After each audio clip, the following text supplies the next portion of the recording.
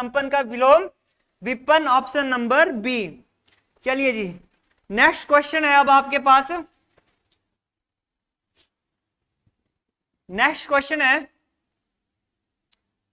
अक्कल का दुश्मन मुहावरे का क्या अर्थ है? इसमें बताना है आपने कि जो अक्कल का दुश्मन है वो उसका मुहावरे का जो सही आंसर है वो क्या हो जाता है, सही अर्थ इसमें आपने बताना है। अक्कल का दुश्मन मुहावरा, तो इसका जो राइट आंसर है वो हो जाएगा आपका ऑप्शन नंबर सी, महामूर्ख। अक्कल का दुश्मन मतलब महामूर्ख, राइट आंसर हो जाएगा ऑप्शन नंबर सी।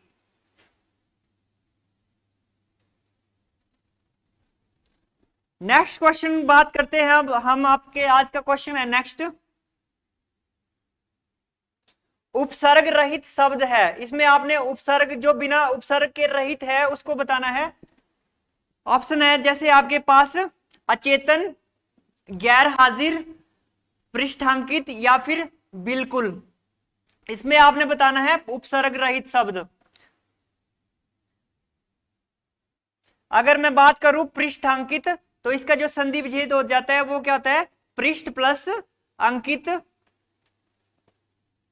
पृष्ठांकित। तो इसमें कोई भी जो है, पृष्ठ एक अलग शब्द है, अंकित एक अलग शब्द है, तो ये दोनों जो है वो उपसर्ग रहित शब्द हैं। तो ऑप्शन नंबर सी क्या हो जाएगा, इसका राइट आंसर हो जाएगा ऑप्शन नंबर सी, पृष्ठांकित। चलिए जी, नेक्स्ट क्वेश्चन की बात करते हैं। आज का नेक्स्ट क्वेश्चन है आपकी स्क्रीन पे। इसमें पूछा गया है आपसे कि जो दोहा होता है, आपके पास जो दोहा होता है, दोहा के प्रथम चरण में कितनी मात्राएं होती हैं?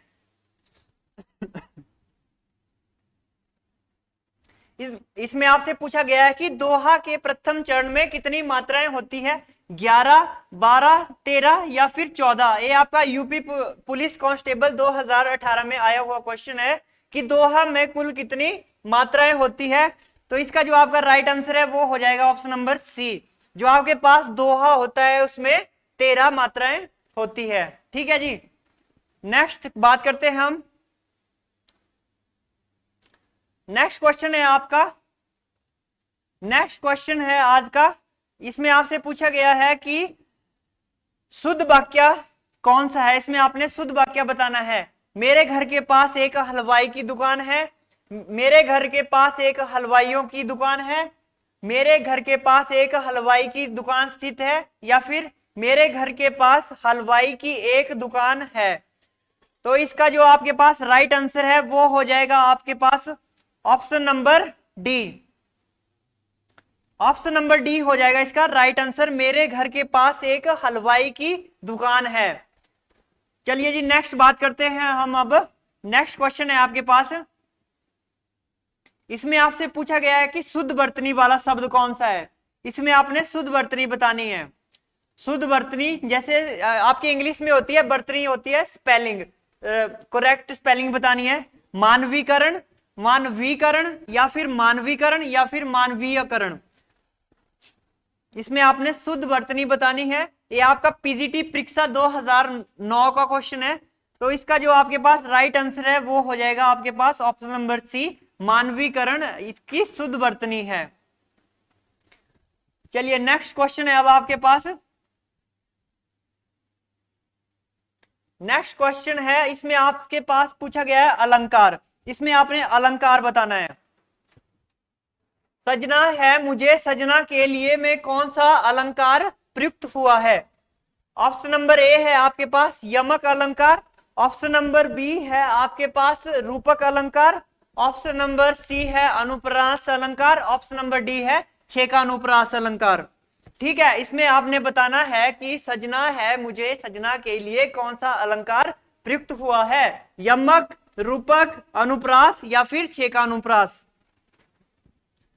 हाँ जी, वीडियो को लाइक कर दे, शेयर कर दे अपने फ्रेंड्स के साथ, और अपने एग्जाम दर्शन को सब्सक्राइब कर दे। इसी तरह से और भी वीडियो आती रहेगी, अभी कंटिन्यू। इसमें बताना है आपने कि कौन सा अलंकार का प्रयोग हुआ है, यमक, अनुप्रास, रूपक, छेकानुप्रास। तो इसका जो आपके पास राइट आंसर है वो हो जाएगा आपका ऑप्शन नंबर ए, यमक अलंकार। सजना है मुझे, सजना के लिए इसमें यमक अलंकार प्रयोग में हुआ है। यूपीएसटी एग्जाम 2017 का क्वेश्चन है ये। चलिए नेक्स्ट बात करते हैं अब हम। नेक्स्ट क्वेश्चन है आपके पास, निम्नलिखित में से कौन सा शब्द तत्सम है? इसमें आपने बताना है कि कौन सा शब्द तत्सम शब्द है। ऑप्शन ए है आपके पास अगर, ऑप्शन नंबर बी है आग, ऑप्शन नंबर सी है आंख, ऑप्शन नंबर डी है आज। राष्ट्र व लेखपाल परीक्षा प्रथम पाली 2015 में आया हुआ क्वेश्चन है। बताना है कि कौन सा शब्द तत्सम शब्द है।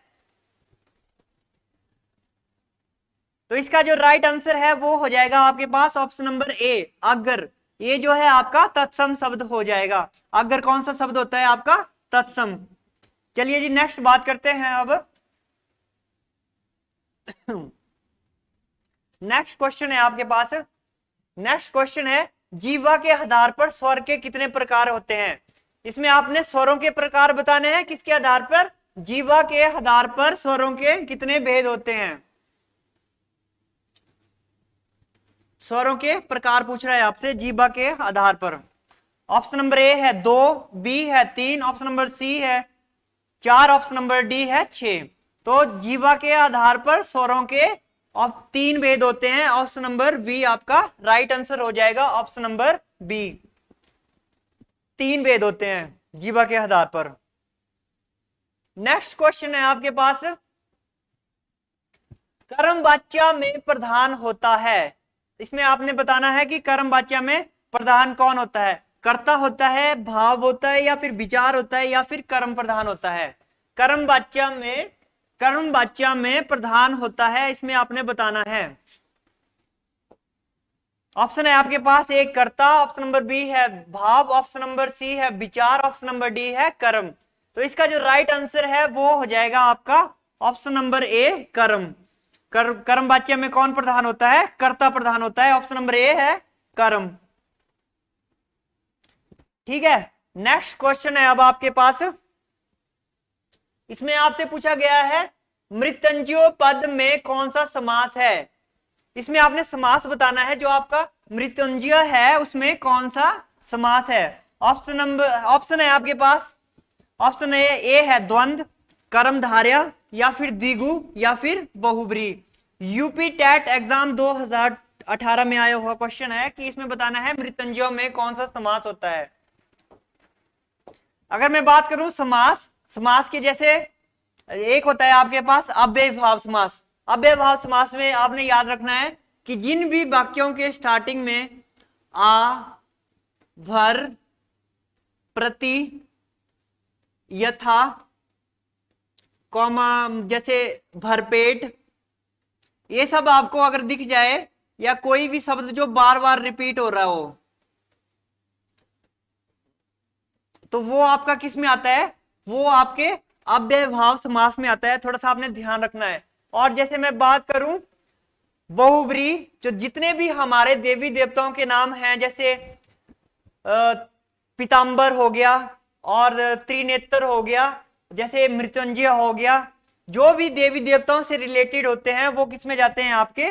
वो जाते हैं बहुब्री समास में। ऑप्शन नंबर डी हो जाएगा आपका right answer. Option number D. Next बात करते हैं अब हम। ये बात ध्यान रखना है कि जिस भी वाक्य के स्टार्टिंग में आ, भर, प्रति, यथा, भरपेट, धीरे धीरे, प्रतिदिन कुछ भी दिख जाए वो अव्यय भाव का हो जाता है। और जैसे मैं बात करूं द्वंद्व की, तो द्वंद्व में आप में एक तो डैश लगा होता है द्वंद्व, और जिस तरह से डैश भी लगा होगा बट शब्द दोनों अलग अलग होंगे। जैसे आपके पास हो गया दाल और रोटी, ठीक है। जैसे आपके पास हो गया ये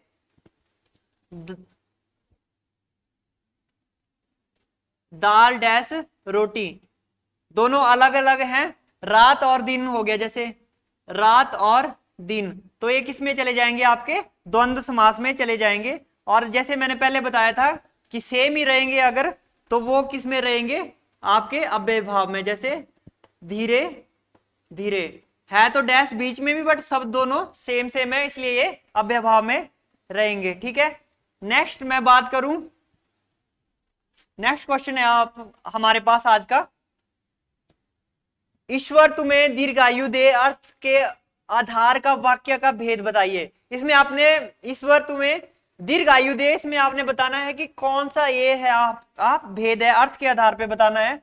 जैसे ऑप्शन मेरे ए है, ये प्रश्नवाचक है, विस्मयवाचक है, या फिर इच्छावाचक है, या फिर निषेधवाचक है। इसमें आपने बताना है कि इसका अर्थ के आधार पे कौन सा बन रहा है। इसमें जैसे ईश्वर तुम्हें दीर्घायु दे, तो एक कोई इच्छा, इसमें आपकी इच्छा प्रकट हो रही है, तो इसका जो राइट आंसर है वो हो जाएगा ऑप्शन नंबर सी, ये आपका इच्छावाचक हो जाएगा। चलिए नेक्स्ट क्वेश्चन की बात करते हैं। दिग्दर्शन में कौन सी संधि है? इसमें आपने संधि बतानी है कि दिग्दर्शन में कौन सी संधि है। दिग्दर्शन में कौन सी संधि है? वृद्धि संधि है, अयादि संधि है, या फिर विसर्ग संधि है, या फिर व्यंजन संधि है? दिग्दर्शन, अगर मैं इसका संधि विच्छेद करूं तो वो क्या हो जाएगा आपके पास? दिक प्लस दर्शन क्या बन जाएगा आपका? दिग्दर्शन। तो इसकी जो राइट आंसर है वो हो जाएगा व्यंजन संधि, ऑप्शन नंबर डी। ये आपका पटवारी एग्जाम 2011 का क्वेश्चन है। दिग्दर्शन में संधि कौन सी संधि हो जाएगी? व्यंजन संधि, दिक प्लस दर्शन। चलिए जी नेक्स्ट क्वेश्चन है अब आपके पास। इसमें पूछा है वैज्ञानिक शब्द में किस प्रत्यय से बना हुआ है? जो आपके पास वैज्ञानिक शब्द है वो किस प्रत्यय से बना हुआ है? अक प्रत्यय, इक प्रत्यय, या क प्रत्यय, या फिर निक प्रत्यय? इसमें आपने बताना है जो आपके पास वैज्ञानिक है वो किस प्रत्यय से बना हुआ है, और साथ में आपने बताना है जो विज्ञान होता है हमारा नॉर्मल, उसका संधि विच्छेद क्या होगा। वैज्ञानिक किस प्रत्यय से बना हुआ है? इसका राइट आंसर है वो हो जाएगा ऑप्शन नंबर बी, इक प्रत्यय। और जो विज्ञान है वो होता है आपका वी प्लस ज्ञान, वो क्या हो जाएगा आपका? विज्ञान का संधि विच्छेद। चलिए नेक्स्ट क्वेश्चन है अब आपके पास। निम्नलिखित में से हजारी प्रसाद त्रिवेदी, निम्नलिखित में से हजारी प्रसाद त्रिवेदी द्वारा रचित निबंध कौन सा है? इसमें आपने बताना है जो हमारे हजारी प्रसाद त्रिवेदी हैं उनके द्वारा कौन सा निबंध रचित किया गया है। इसका जो राइट आंसर है वो हो जाएगा आपका ऑप्शन नंबर डी, कुटज। यूपीएसआई परीक्षा 2017 में आया हुआ क्वेश्चन है ये। ऑप्शन नंबर कौन सा? डी इसका राइट आंसर हो जाएगा। नेक्स्ट क्वेश्चन है अब आपके पास। नेक्स्ट क्वेश्चन है चौथा व्यक्ति ज्यादातर होशियार है, इस वाक्य में कौन सा चौथा जो है वो क्या है? ऑप्शन है आपके पास, जैसे ऑप्शन ए है आपके पास क्रिया विशेषण, ऑप्शन नंबर बी है गुणवाचक विशेषण, ऑप्शन नंबर सी है संख्यावाचक विशेषण, और ऑप्शन नंबर डी है उपयुक्त सभी। इसमें आपने बताना है कि चौथा व्यक्ति ज्यादा होशियार है, इसमें चौथा क्या है? तो इसका जो राइट आंसर है वो हो जाएगा आपके पास ऑप्शन नंबर सी, चौथा जो है वो संख्यावाचक विशेषण है। ऑप्शन नंबर सी आपका राइट आंसर हो जाएगा। नेक्स्ट बात करते हैं हम नेक्स्ट क्वेश्चन की। आज का नेक्स्ट क्वेश्चन है आपके स्क्रीन पे। मैं खाना खा चुका था, इस वाक्य में कौन सा भूतकालिक भेद है? मैं खाना खा चुका था, इसमें कौन सा भूतकालिक भेद है? ऑप्शन ए सामान्य भूत, आसन भूत, या फिर पूर्ण भूत, या फिर संदिग्ध भूत। मैं खाना खा चुका था, इस वाक्य में कौन सा भूतकालिक भेद है? सामान्य भूत, आसन भूत, पूर्ण भूत, या फिर संदिग्ध भूत? ये आपका आया हुआ है चकबंदी लेखवाल परीक्षा 2015 में।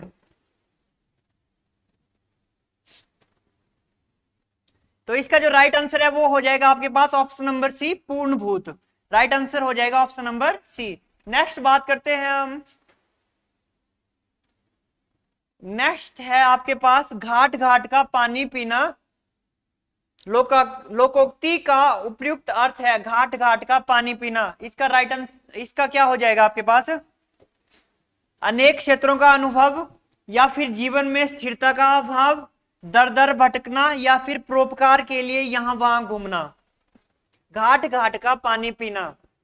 इसका राइट आंसर है वो हो जाएगा आपके पास ऑप्शन नंबर ए है, वो हो जाएगा राइट आंसर, अनेक क्षेत्रों का अनुभव होना। जिस व्यक्ति को हर जगह का अनुभव होता है, इसलिए कहते हैं, कोई कोई बोलते हैं कि हमने घाट घाट का पानी पिया है। ठीक है, चलिए जी नेक्स्ट क्वेश्चन है अब आपके पास। एक और अजगर ही लखी एक और मृगराए, विकल बटोही बीच ही परियो मूर्छा खाए। ठीक है, इसमें आपने बताना है कि इसमें कौन सा रस है। इसमें आपसे रस पूछा गया है। एक और अजगर ही लखी एक और मृगराए, विकल बटोही बीच ही परियो मूर्छा खाए। इसमें आपने बताना है कि किस इस पंक्तियों में किस रस प्रयुक्त, कौन सा रस जो है प्रयुक्त हुआ है, वीर रस, करुण रस, रौद्र रस या फिर भयानक रस। इसका जो आपके पास राइट आंसर है वो हो जाएगा भयानक रस। ऑप्शन नंबर डी आपका राइट हो जाएगा, इसमें भयानक रस प्रयुक्त हुआ है। चलिए जी नेक्स्ट क्वेश्चन डिस्कस करते हैं। दीन दीन शब्द युग्म का सही अर्थ बताना है आपने। ठीक है, एक शब्द है आपके पास दीन और एक है दीन। तो ये जो आपके पास देखो दीन है, इसका क्या अर्थ होता है, ए होता है आपका दिवस। ठीक है, और एक है दीन, तो दीन ए होता है आपका जैसे गरीब। देख लो कौन सा आंसर है। दीन का मतलब होता है दिवस और ये जो दीन है इसका अर्थ होता है गरीब। Option number B right answer हो जाएगा, ऑप्शन नंबर बी दिवस और गरीब। चलिए नेक्स्ट बात करते हैं अब हम। नेक्स्ट क्वेश्चन है आपके पास, कौन सा शब्द गंगा का पर्यायवाची शब्द नहीं है। ध्यान में रखना है, यहाँ पे आपसे नहीं पूछ रहा है कि इनमें से कौन सा शब्द जो है वो गंगा का पर्यायवाची नहीं है।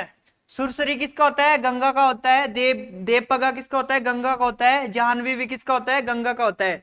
बट ये जो आपके पास सरिता शब्द है, वो सरिता जो है वो नदी का शब्द होता है। यहाँ पे नदी का नहीं पूछ रहा वो आपसे, यहां पे आपसे वो नदी का नहीं पूछ रहा है, किसका पूछ रहा है, वो पूछ रहा है गंगा का। ठीक है, तो सरसरी किसका, सरिता किसका हो जाएगा, नदी का। तो गंगा का पर्यायवाची कौन सा नहीं है, ऑप्शन नंबर बी आपका राइट आंसर हो जाएगा, क्योंकि सरिता जो है वो नदी का पर्यायवाची होता है। यहां पे पूछा है गंगा का। चलिए नेक्स्ट बात करते हैं, आज का हमारा नेक्स्ट क्वेश्चन है। नेक्स्ट क्वेश्चन है, भारतेंदु हरिश्चंद्र द्वारा संपादित पत्रिका इनमें से कौन सी नहीं है, आपने पहचाननी है। ठीक है, कि जो हमारे भारतेंदु हरिश्चंद्र हैं उनके द्वारा कौन सी पत्रिका जो है वो संपादित नहीं की गई है इन ऑप्शन में से। तो इसका जो राइट आंसर है वो हो जाएगा ऑप्शन नंबर ए। ठीक है, आनंद कादंबनी जो है वो इनके द्वारा रचित नहीं की गई है। ठीक है, बाकी सब जो है वो इनके द्वारा रचित की गई है। जैसे बाला बोधिनी हरिश्चंद्र द्वारा है, हरिश्चंद्र मैगजीन भी इनके द्वारा है और कवि वचन सुधा भी इनके द्वारा है। तो इसका राइट आंसर हो जाएगा वो हो जाएगा ऑप्शन नंबर ए, आनंद कादंबनी इनके द्वारा रचित नहीं की गई है। चलिए जी नेक्स्ट बात करते हैं अब। नेक्स्ट क्वेश्चन है आपका, कौन सा समुच्चय बोधक अव्यय नहीं है। इसमें आपने बताना है कि कौन सा समुच्चय बोधक अव्यय नहीं है।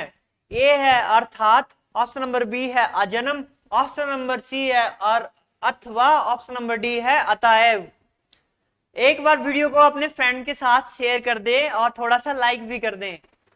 ठीक है जी, तो इसमें पूछा गया है समुच्चय बोधक अव्यय नहीं है, तो इसका जो राइट आंसर है हो जाएगा वो हो जाएगा आपका आजन्म, ऑप्शन नंबर बी, इसमें समुच्चय बोधक अव्यय नहीं है। ठीक है, आजन्म आपका राइट आंसर हो जाएगा। चलिए जी नेक्स्ट क्वेश्चन बात करते हैं। नेक्स्ट क्वेश्चन है आपसे पूछ रहा है कि ब्रज भाषा का विकास किस अपभ्रंश से हुआ है। कि ब्रज भाषा का विकास जो है वो किस अपभ्रंश से हुआ है।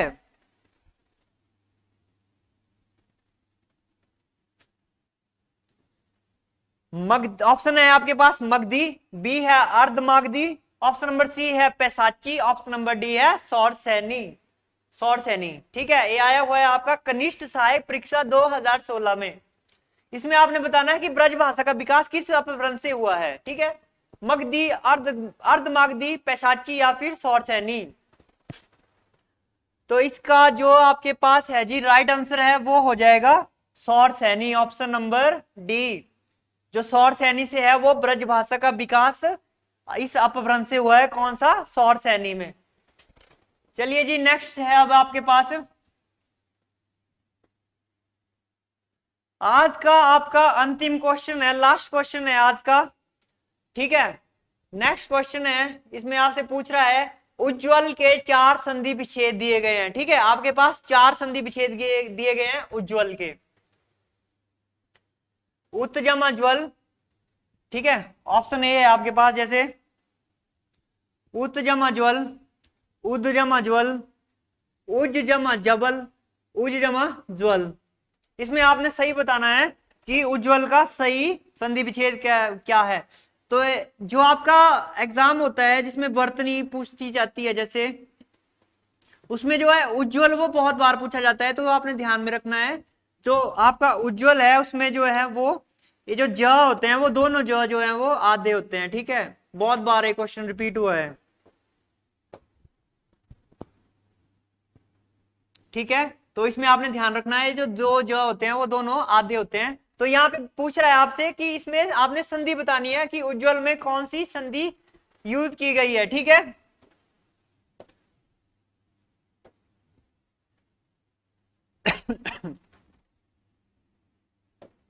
इसका राइट आंसर है वो हो जाएगा ऑप्शन नंबर सी, उद्जमा ज्वल। उज्ज्वल उत्तजमा ज्वल इसका राइट आंसर हो जाएगा। तो ये थे आपके आज के क्वेश्चन। प्रैक्टिस सेट था हमारा, प्रीवियस ईयर में आया हुआ आज का सेट था। तो आशा करता हूं आपको वीडियो अच्छी लगी होगी। सर कर दो बंद, सेंड हो गया, आ जाओ। आशा करता हूं आपको आज की वीडियो अच्छी लगी होगी। वीडियो को लाइक करें, चैनल को सब्सक्राइब करें, शेयर करें। आपके पास और भी ऐसी वीडियो आती रहेगी। थैंक यू सो मच, बहुत बहुत धन्यवाद, थैंक यू सो मच।